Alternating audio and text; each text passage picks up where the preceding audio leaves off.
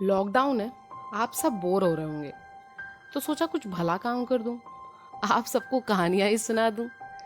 अब मैं दादी अम्मा की तरह राजाओं और परियों की कहानियां तो नहीं सुना सकती, पर अपनी जिंदगी की कुछ कहानियां तो जरूर बांट सकती हूँ आपके साथ। जैसे आप सबको पता ही है, 10th क्लास हर बच्चे के लिए एकदम भयावह और चुनौतियों से भरा क्लास होता है।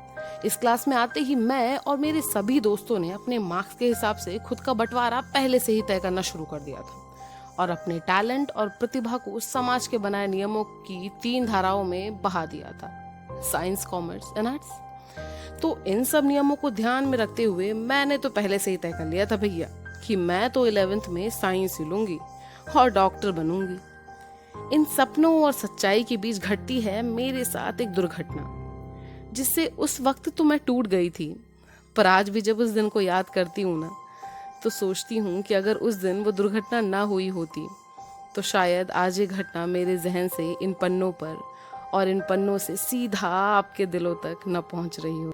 तो अभी इस शुभ क्लास में कुछ ही महीने बीते थे, तभी सुनने को आया कि हमारे 10th C सेक्शन का बंटवारा होने जा रहा है, जिसमें से आधे बच्चे सेक्शन ए में और बचे हुए सेक्शन बी में जाएंगे। ये सुनकर हम सब तो बागी हो गए।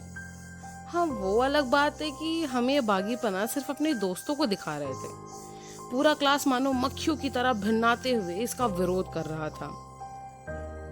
और करे भी क्यों ना, आखिर 11th की जुदाई की ट्रेनिंग भले अभी से क्यों।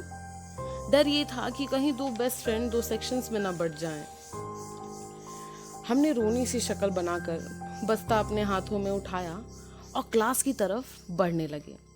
मैं और उमा ये प्लानिंग करते जा रहे थे कि अगर हम सेक्शंस में बढ़ गए ना, तो भी हर पीरियड के बाद एक बार क्लास से निकलकर एक दूसरे से मिल लिया करेंगे, और अगर टीचर आ रहे होंगे ना, तो बस क्लास से निकलकर एक दूसरे को झांक लिया करेंगे, ठीक है ना। और जब वॉशरूम जाना होगा ना, तो खिड़की से इशारा या आवाज दे देना। और हाँ, टिफिन ना हम अपने पुराने क्लास में चल के करेंगे, ठीक है। और सुनो सुनो सुनो, गेम पीरियड में ना हम खेलेंगे नहीं, बस ग्राउंड में बैठ के ना बातें करेंगे, ठीक है ना। बोलो, ठीक है ना। हाँ बाबा, हाँ ठीक है। अच्छा सुनो ना, चलो वॉशरूम चलते हैं। बैग लेके चले क्या? हाँ और क्या, यहाँ हम जुदा होने वाले हैं और तुम्हें ज्ञान बांटने की पड़ी है। थोड़ी देर के बाद हम हाथों में हाथ लिए बिना अग्नि को साक्षी माने गोल गोल न जाने कितने चक्कर काटते हुए क्लास तक पहुंचे। धीरे धीरे बच्चे बंटने लगे, कुछ बेस्ट फ्रेंड जुदा हो गए और टीचर्स के पास जाकर साथ रहने की गुजारिशें करने लगे, पर सर भी ठहरे सक, कहाँ किसी की सुनने से रहे वो। धीरे धीरे हमारा नंबर आया। मैं बढ़ गई और उमा को पीछे पलटकर देखते हुए मैं क्लास के अंदर एक खाली बेंच पे बैठ गई, गुमसुम उदास सी। तभी कुछ सेकंडों के बाद ही उमा की होती है स्लो मोशन में बाल उड़ते हुए, मुस्कुराहट की खुशबू बिखेरते हुए एक जबरदस्त एंट्री। वैसे ऐसा कुछ हुआ तो नहीं था, बस मुझे लग रहा था, और हो भी क्यों ना, दिल है हिंदुस्तानी, और इस हिंदुस्तानी दिल में प्यार की तो यही परिभाषा है। ऐसा प्यार जो मुझे उमा से था।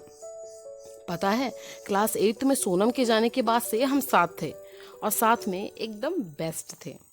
हमें सब मोटू पतलू कहते थे, क्योंकि उमा ठहरी पतली और लंबी और मैं मोटी और छोटी। कृष्णा सर अक्सर कहा करते थे, रूपाली, उमा को भी अपना टिफिन खिलाया करो।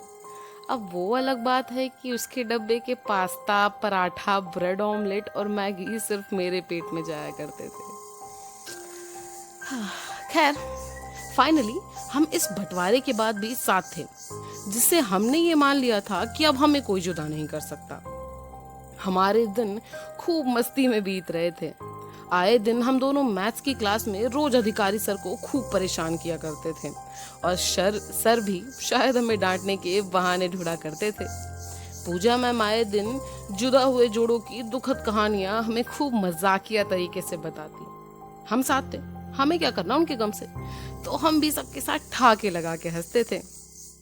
उसी दिन पूजा मैम ने हिंदी की कविता, कोई देशभक्ति गीत, कर चले हम फिदा जानो तन साथियों, हाँ यही था, जिसे हमें गाना था और फिर उसका व्याख्यान भी करना था। अब गाने में मैं तो खूब तेज, पर डर था कि कहीं इस नई क्लास में मेरा कोई मजाक ना बना दे। और छोड़ भी नहीं सकती थी 10 नंबरों का जो सवाल था। अगले दिन हम सबको बारी बारी से बुलाया गया। पहला दिन गया, शुक्र है मेरा नंबर ना आया। फाइनली अगले दिन पूजा मैम कहती हैं, रूपाली आओ। मैं थोड़ा शर्माते और हिचकिचाते हुए उठी। मैम सबसे कहती हैं, अभी देखना रूपाली बड़ा अच्छा गाती है। ये बोलते ही सब मेरी तरफ आश्चर्य और उम्मीद से देखने लगे। अब चीजें मेरे लिए और भी मुश्किल हो गई थी। मैं धीरे धीरे रेंगती हुई स्टेज तक पहुंची। करीबन 1-1.5 मिनटों के बाद मैंने गाना शुरू किया। शुरू करते ही पूरा क्लास ध्यान से उन 4 लाइनों की कविता या गाना ही कह लो, सुनने में मशगूल था। सबको ऐसे शांत देखकर मैं तो 7वें आसमान पे थी। 4 लाइनें खत्म हुई। अब बारी थी उनके व्याख्यान की। जैसे ही मैंने व्याख्यान शुरू किया, क्लास के कोने से आवाज आई, गाने में लता और बोलने में अमरीशपुरी। ये सुनते ही मैं झन्ना कर मैम से बोल पड़ी, मैम गाने और बोलने की आवाज में भेद तो होगा ही ना। इसी बीच मैंने पूरे क्लास को उस कोने से आई मजाक पर हंसते देखा। वहां खड़ी मैं मुस्कुरा रही थी, पर अपनी सीट पर आकर मैं एकटक ग्रीन बोर्ड को देखे जा रही थी, मानो अपने आंसुओं को नीचे गिरने से बचा रही थी, जैसे कि मैं उन्हें सबसे छुपा रही थी।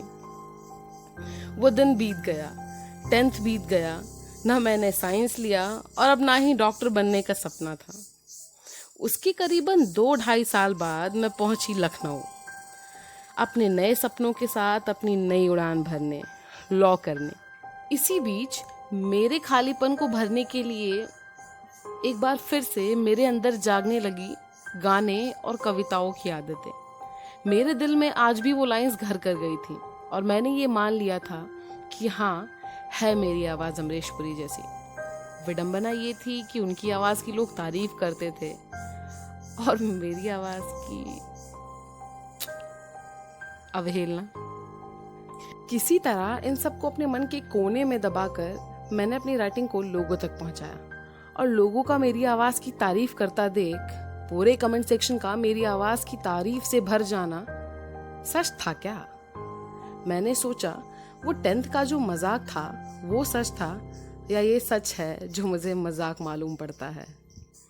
सच्चाई चाहे जो भी हो, आज भी अपने हर दोस्त को अपनी इस कमजोरी को अपनी ताकत में बदलने की कहानी बताती हूँ, भले ही चंद शब्दों में ही सही, सबको जताती हूँ। और इस कहावत को सच होते देखती हूँ कि कैसे आप अपनी कमजोरियों को अपनी ताकत बनाएं। कभी मुहावरों और उद्देश्यों की सच्चाई में बदलने की कहानी सुननी हो ना, तो बेफिक्र आइएगा हमारे पास, जहाँ शायद शब्द कम पड़ जाएंगे पर जिंदगी के खेल की कहानी तब भी खत्म ना होगी। And lastly, I want to thank everyone who became the part of my life-changing experience and made me realize that I can change my weaknesses into strength through the support of my loved ones, hard work, inspiration, and motivation. Thank you very much all.